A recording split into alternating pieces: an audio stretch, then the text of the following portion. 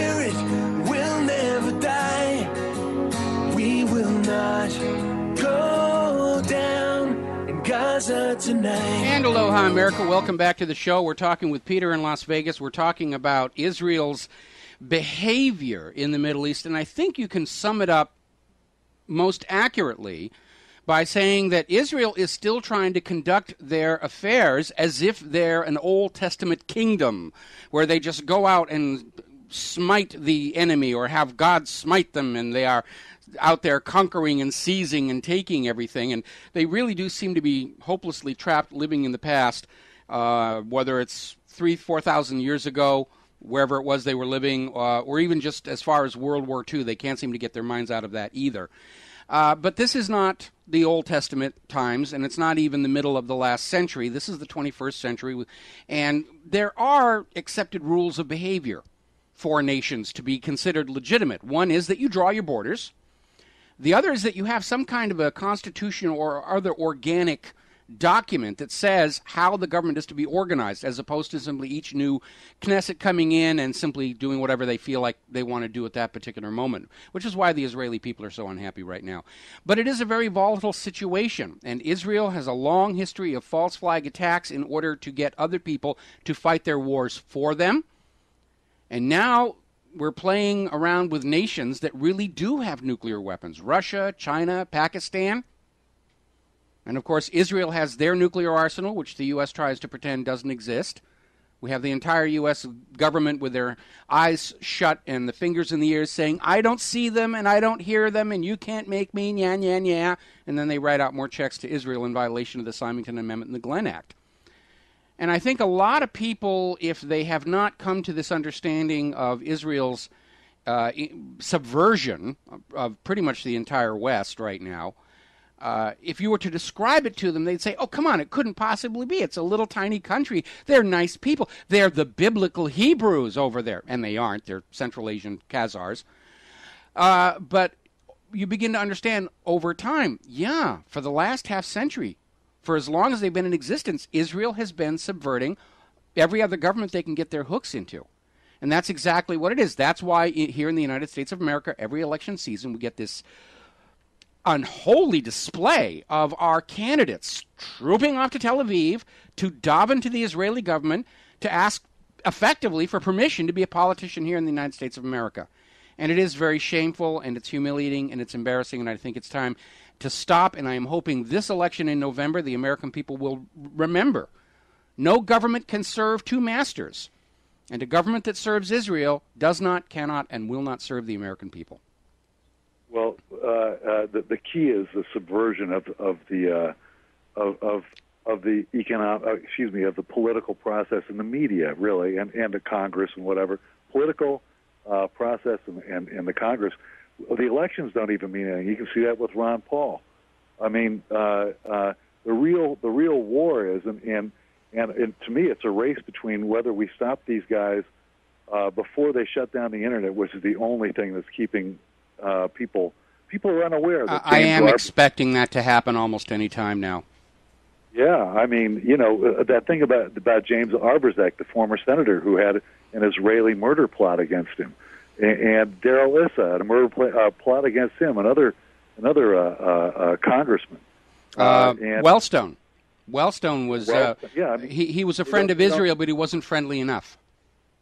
Yeah, they don't. People are beginning to realize it, and they have to shut that down. And the race is: does World War III start before the internet gets closed down, or does the internet, spread the information widely enough that people say, "The hell with this! These guys are nuts." It is a race, and that's why we're working as hard as we can. And we need the help of everybody listening to this show and everybody who's reading the website. You need to get out there and have the courage to speak up and say, "This is a really bad idea." Okay, our government is getting into World War III to save itself from having to be responsible for the economic crash of the entire planet, which is what we're dealing with here. And we're going to be talking about that in the next segment here as well. And just I'll leave you with this, but again, the economic crash, again, it's some of the same people, responsible for that as are part of the Israeli lobby and everything else. So. Yeah, they are Project for the New American Century and all that whole neocon thing, which is really that PNAC was the core of Israel's subversion of our political process so that American children and American money would be spent on wars on Israel's enemies. And I know that our politicians and our government have their own vested interests and reasons for going along with the war. But if Israel wasn't in here bribing our politicians or blackmailing them in some cases, I think our politicians would realize that war with Iran is going to be a losing proposition. We can't win a new world war.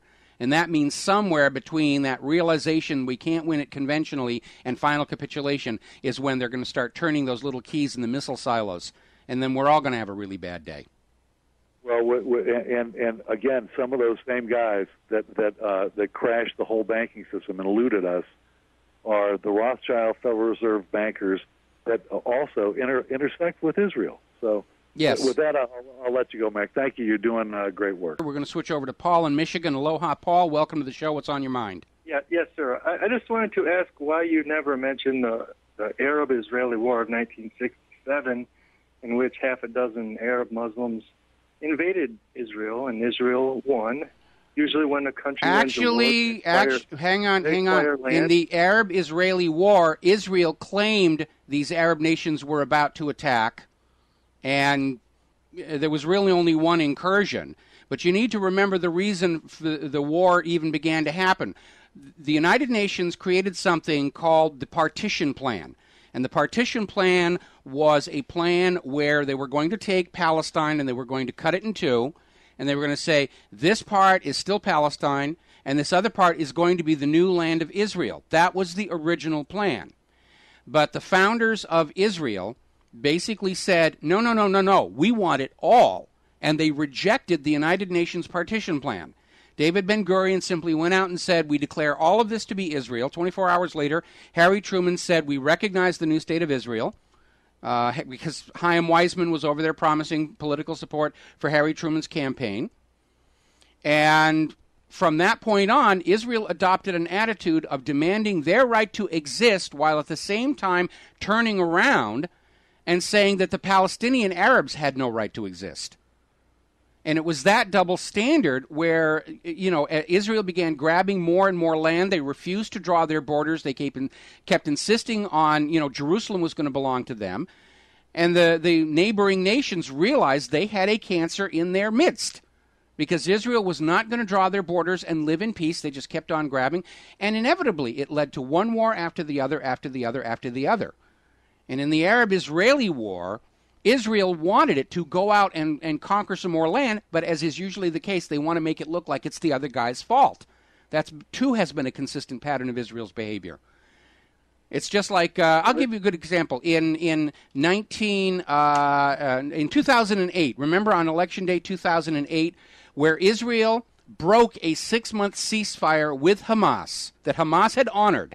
No rockets, no nothing. Everything had been peaceful. And then on Election Day 2008, when America was distracted with Barack Obama's ascendancy to the White House, Israel attacks without warning into Gaza and basically killed 6 Hamas officials. The next day, Hamas comes out and says, well, I guess the ceasefire is over. And Israel says, aha, Hamas says the ceasefire is over. And they launched Operation Cast Lead.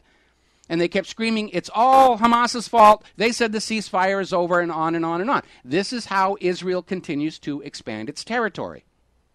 So, Israel's always going to claim that they're the victim, that they're in the wrong, that everybody else hates them.